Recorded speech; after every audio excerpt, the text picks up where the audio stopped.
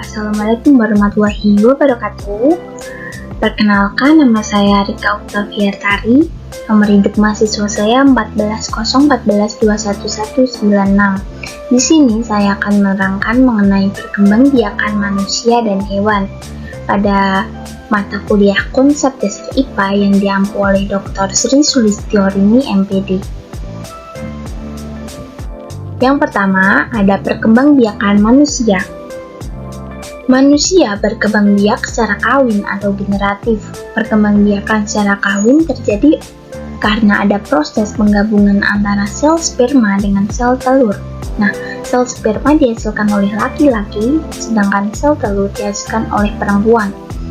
Pertumbuhan dan perkembangan manusia dimulai sejak penggabungan antara sel sperma dengan sel telur yang membentuk zigot. Nah, zigot merupakan cikal bakal dari individu baru. Pertumbuhan dan perkembangan manusia dibagi menjadi dua tahap. Yang pertama ada pertumbuhan dan perkembangan manusia di dalam rahim. Yang kedua ada pertumbuhan dan perkembangan manusia di luar rahim atau setelah lahir. Proses pertumbuhan dan perkembangan manusia di dalam rahim yang pertama adalah A. Selama pembuahan, inti sel sperma melebur dengan inti sel telur. Yang B, gambar B merupakan sekitar 36 jam selama sel telur dibuahi, sel telur akan membelah sekali dan menghasilkan dua sel. Yang C ada setelah 4 minggu, embrio menggabung di dalam kantong berisi cairan. Di sini jantung mulai berdetak dan otak mulai berkembang.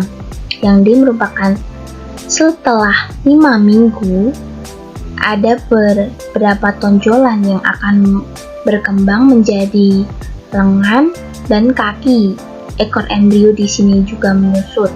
Nah, yang E ada setelah 8 minggu embrio yang kini disebut dengan janin telah memiliki jari jemari yang mungil.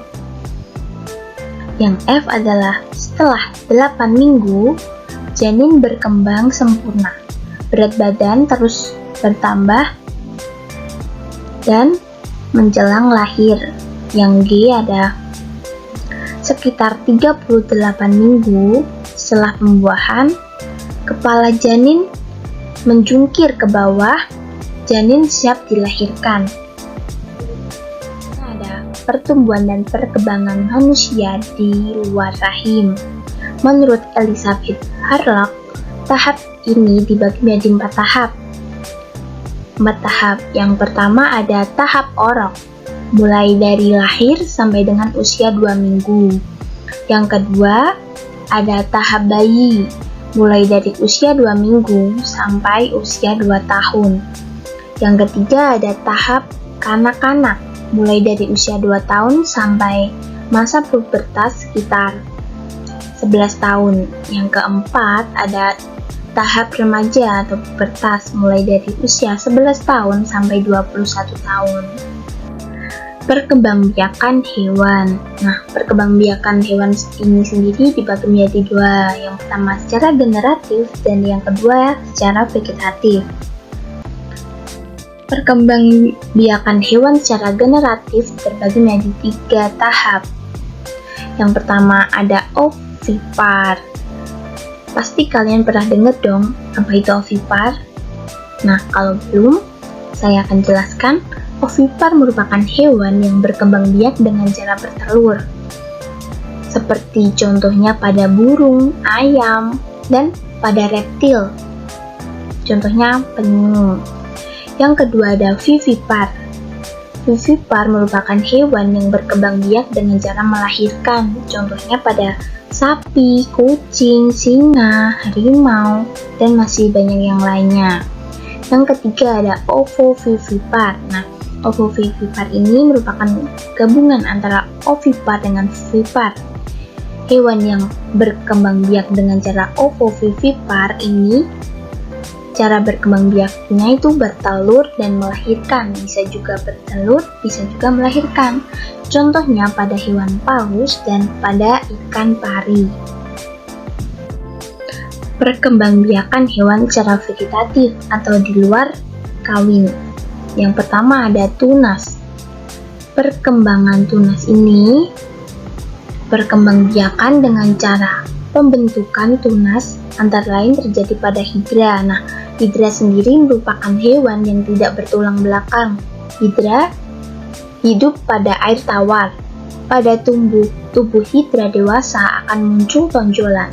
Nah, tonjolan ini tersebut akan terus tumbuh dan membesar. Ketika setelah cukup besar, tunas itu akan terlepas dari tubuh induknya. Tunas yang terlepas akan